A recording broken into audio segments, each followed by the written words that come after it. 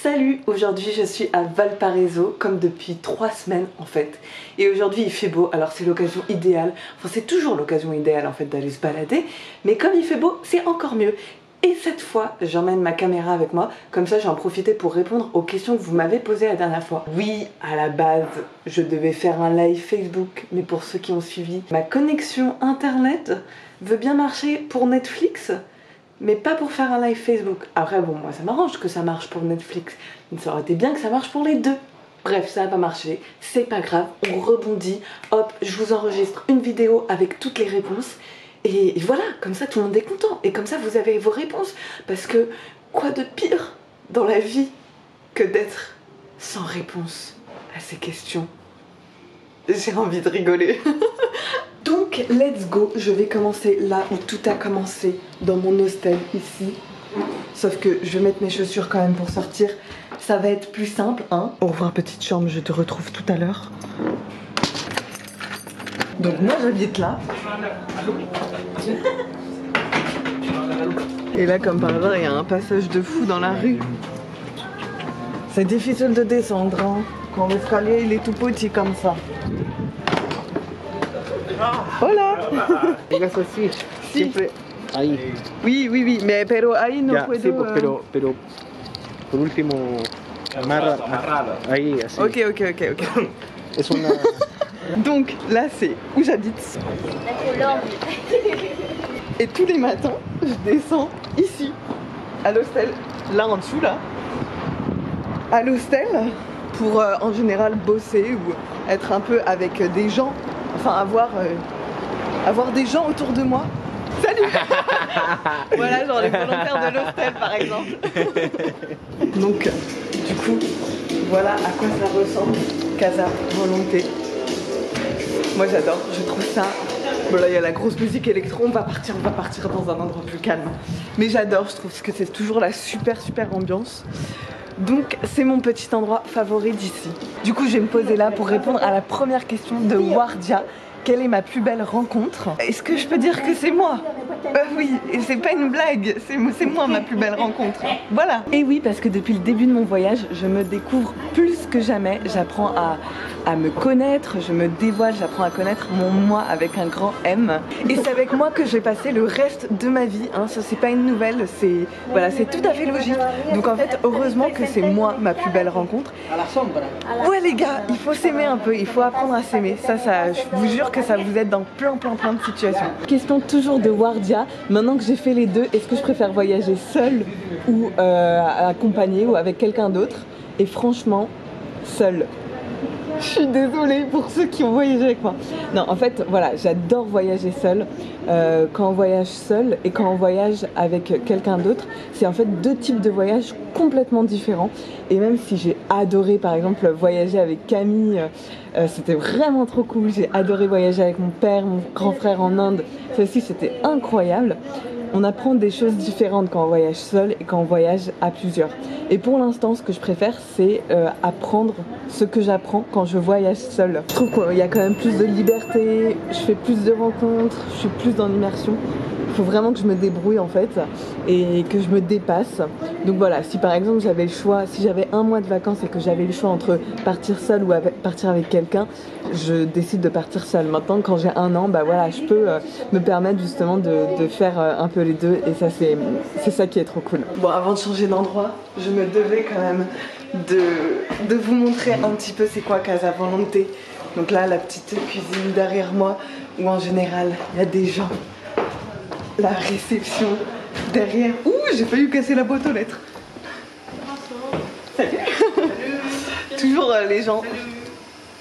Voilà. Toujours les gens. Super sympa. Hein, l'Amérique du Sud. Chaleureux. Apparemment, moi en tant que Française, je suis une personne froide. Donc voilà. Et puis maintenant, je vais remonter. Je vais reprendre les escaliers que je viens de descendre pour aller dans une autre petite rue que j'adore aussi. Et ouais. Valparaiso c'est construit sur des collines donc du coup ça monte beaucoup, il y a beaucoup d'escaliers ou bien ça descend beaucoup. Petite pause. Mais ouais, souvent tu prends plein d'escaliers et souvent t'es essoufflé quand même. C'est au moment où on peut dire que ça fait les cuisses.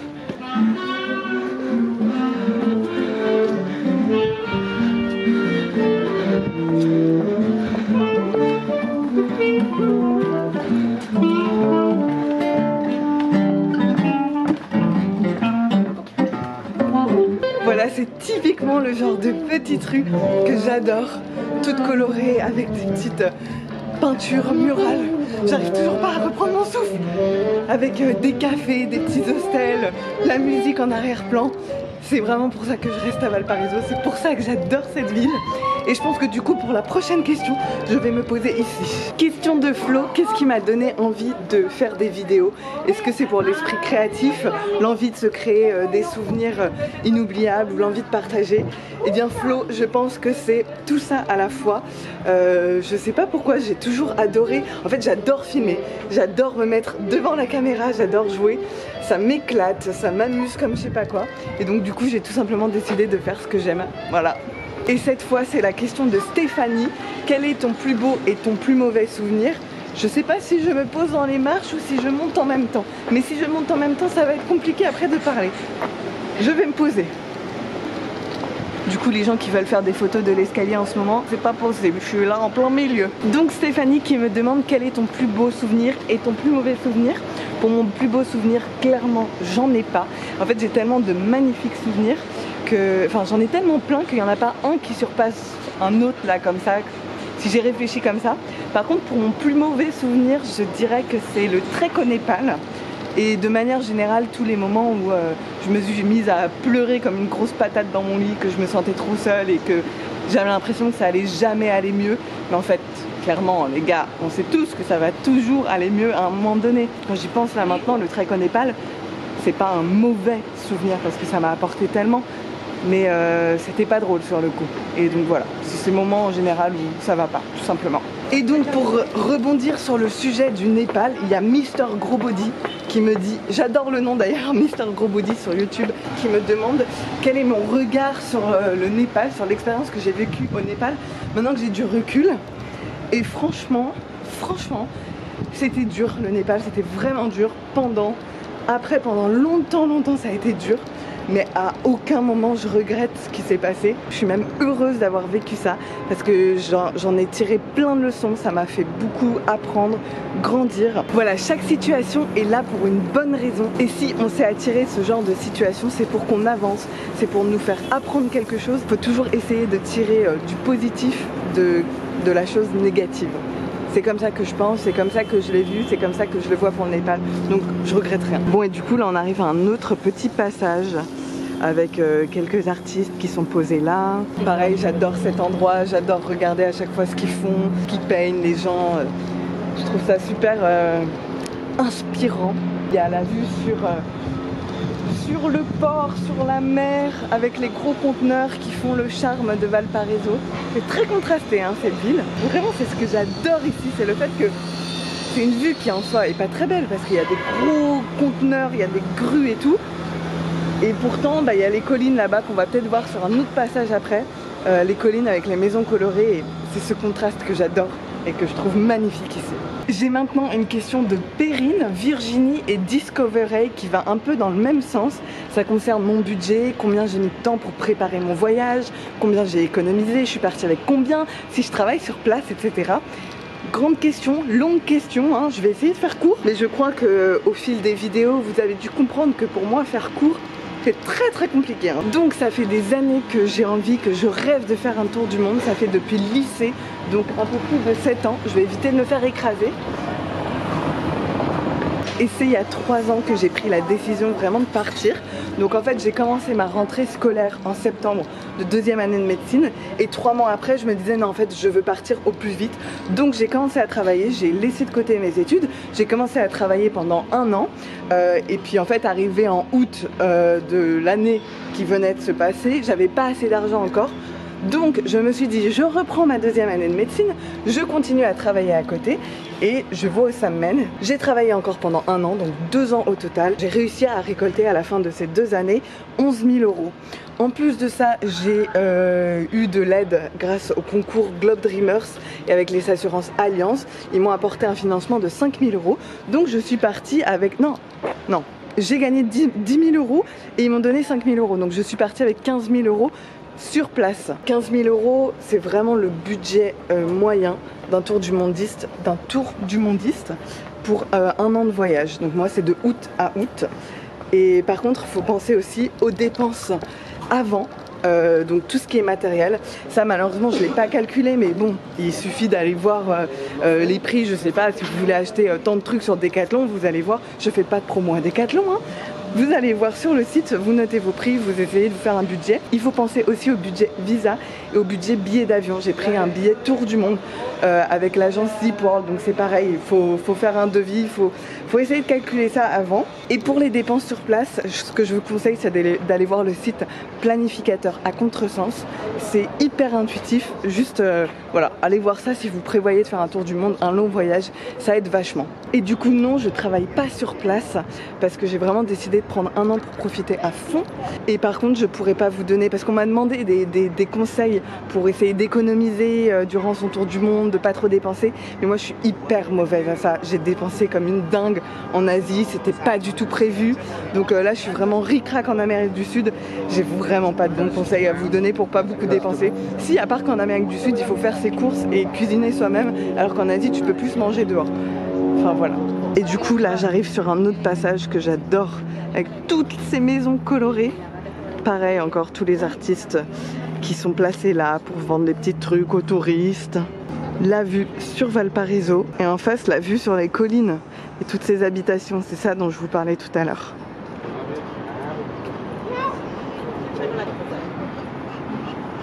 Toujours de Discovery. Elle m'a demandé si je suis partie seule parce qu'elle a vu que j'étais partie en Inde avec mon père et mon frère, et si je me suis pas sentie en insécurité, si c'est pas trop dur niveau sécurité, etc. d'être seule. Et alors oui, en effet, je suis partie seule. C'est juste que mon père et mon frère m'ont rejoint en Inde pour 3 semaines pour les fêtes de Noël. Et là, par exemple, il y a Camille qui m'a rejoint pour 2 semaines, pour ces 2 semaines de vacances. Sinon, le reste du temps, je suis seule.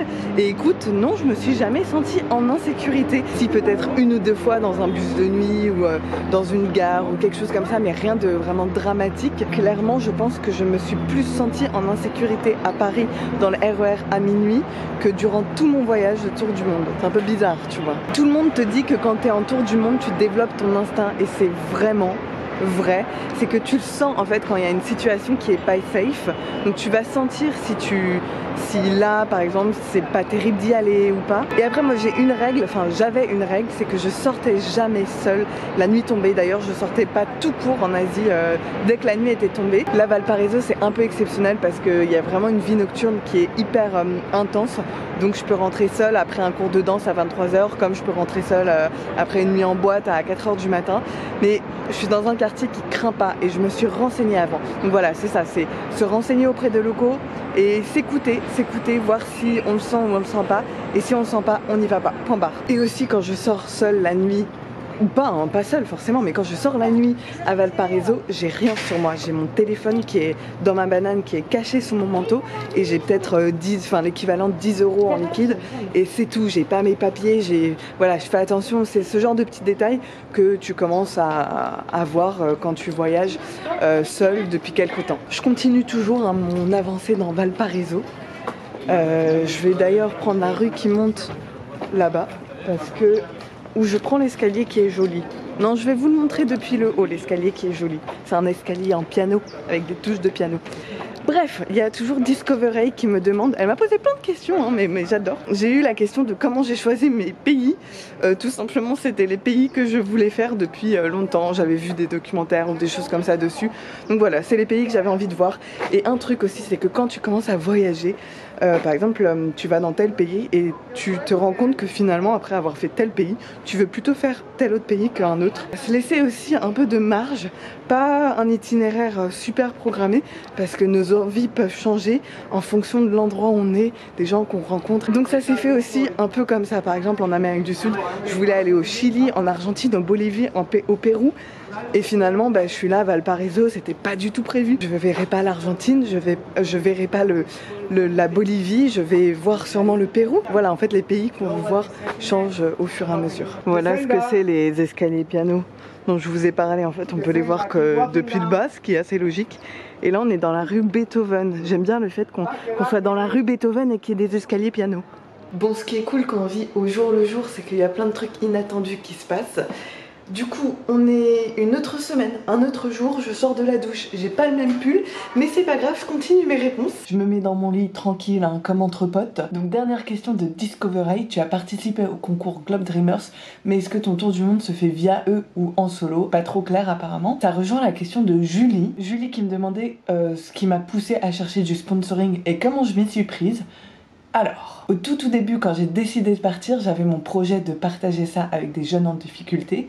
Et puis il y a eu un court moment où je me suis mise à chercher des sponsors. Enfin, à créer des dossiers pour chercher des sponsors, mais autant vous dire que j'ai jamais terminé. Et ça m'a vite saoulée en fait. Voilà. J'avais clairement l'impression que c'était impossible d'en trouver, que c'était trop contraignant, trop difficile, qu'il y avait trop de contraintes, que en fait j'allais trop perdre ma liberté. Et il y a trop de trop dans cette phrase. Donc j'ai laissé tomber. Mais à côté j'ai continué à chercher des associations pour partager justement mon voyage avec des jeunes en difficulté. Et c'est quelques mois avant le départ que j'ai trouvé au même moment l'association L'Enfant à l'hôpital avec qui, pour qui je suis voyageuse solidaire encore aujourd'hui. Je suis tombée au même moment en fait sur un post de Globe Dreamers. Je vais fermer ma porte parce qu'il y a des travaux, j'ai l'impression qu'il y a des travaux toujours en ce moment. Merde, j'en ai marre. Donc, je suis tombée sur ce post Facebook de Globe Dreamers qui disait en gros présente ton projet et on paye ton voyage. Un truc comme j'avais pu voir de nombreuses fois du style postule pour le job de tes rêves. Et je me suis dit pourquoi pas? Qui ne tente rien à rien. En gros, ce que demandait Globe Dreamers collait à peu près à mon voyage, mon projet, et j'ai un peu postulé sur un coup de tête. Et voilà, c'est comme ça que j'ai gagné un contrat avec les assurances Allianz, Mondial Assistance, Travel France, Travel Alliance France, maintenant ils ont changé plusieurs fois de nom, en échange de 5 000 €, 2 vidéos par mois pendant 6 mois, plus 2 tags sur ma page Facebook. Voilà, en toute transparence, c'est comme ça que ça s'est fait.